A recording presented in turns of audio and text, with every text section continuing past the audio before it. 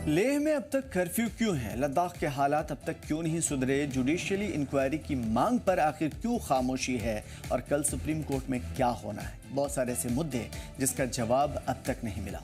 आदाब, नमस्कार, मैं हूं आमिर हसन और आप देख रहे हैं 5 मिनट में 5 बड़ी खबरें। लेह में कर्फ्यू का आज 12वां दिन। तशद्दुद के बाद हालात मामूल पे लौटे। सुबह 10 बजे से शाम 6 बजे तक पब्लिक बसें चल रही हैं। जिले में इंटरनेट सर्विस अभी भी बंद है।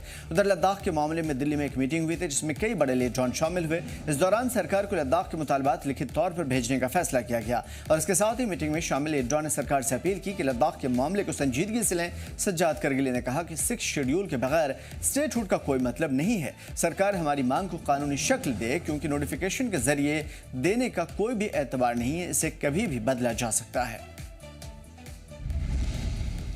उधर सुप्रीम कोर्ट में 6 अक्टूबर को सोनम वांगचुक की रिहाई पर समाअत होनी है। उनकी अहलिया गीतांजलि आंगमो ने अर्जी दाखिल की जिसमें उन्होंने बताया कि उनके शौहर को गलत तरीके से नेशनल सिक्योरिटी एक्ट के तहत हिरासत में लिया गया। गीतांजलि का कहना है कि सोनम वांगचुक ने हमेशा पुरअमन तरीके से एहतजाज किया। उनके आंदोलन को गलत वजह से बदनाम किया जा रहा है। वांगचुक पर इल्जाम है कि उन्होंने लद्दाख में एक मुजाहरे के दौरान भड़काया जिससे हालात बिगड़े, लेकिन गीतांजलि इस बात को गलत ठहराती हैं और उनके हामी भी कहते हैं कि ये और उनके ऊपर एनएसए जमहूरियत के खिलाफ है। उधर माता वैष्णो देवी की यात्रा पर फिर से ब्रेक। तेज बारिश और खराब मौसम की वजह से अगले 3 दिनों के लिए यानी कि 5 से 7 अक्टूबर तक अकीदतमंदों का मां के दरबार जाने की इजाज़त अब तक नहीं मिलेगी। यानी कि महकमे मौसमियात ने साफ कहा है कि इस दौरान जम्मू कश्मीर में मौसम खराब रहेगा, इसलिए माता वैष्णो देवी के दरबार को बंद रखना पड़ रहा है। श्री माता वैष्णो देवी श्राइन बोर्ड ने यह फैसला लिया है। याद दिला दें कि 26 अगस्त को भी भारी बारिश की वजह से बड़ा हादसा हुआ था जिसमें कई लोग अपनी जान गंवा बैठे थे। उस हादसे के बाद से तकरीबन 22 दिन तक यात्रा बंद रही थी और एक बार फिर से यह यात्रा बंद हुई है।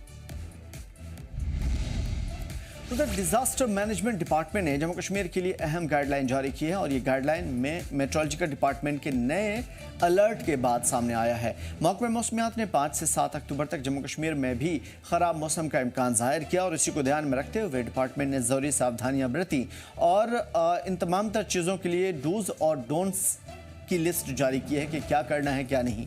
डिपार्टमेंट ने अवाम से अपील की है कि वो इन गाइडलाइन पर सख्ती से अमल करें ताकि हर किसी को बचाया जा सके, किसी का नुकसान ना हो।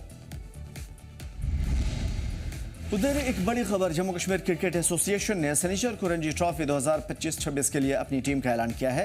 पारस डोगरा को टीम का कप्तान बनाया गया है और सभी चुने हुए खिलाड़ियों को 7 अक्टूबर से श्रीनगर के एसके स्टेडियम में शुरू होने वाले सीनियर टीम कैंप में शामिल होने को कहा गया। इस कैंप में हेड कोच अजय शर्मा और स्पोर्ट स्टाफ के 7 खिलाड़ी अपनी तैयारी में हैं और जम्मू कश्मीर के रणजी ट्रॉफी कैंपेन 15 अक्टूबर को शुरू होगा, जबकि उनका पहला मुकाबला मुंबई से होगा। यह मुकाबला श्रीनगर के शेर कश्मीर क्रिकेट स्टेडियम में खेला जाएगा और सीजन का पहला होम मैच भी है। 20 खिलाड़ियों की टीम में अब्दुल समद, शुभम खजूरिया, कामरान इकबाल और आबिद मुश्ताक जैसे बड़े नाम भी शामिल हैं। तो ये काफ़ी रोमांचक खेल होने जा रहा है इस मर्तबा रणजी ट्रॉफी का।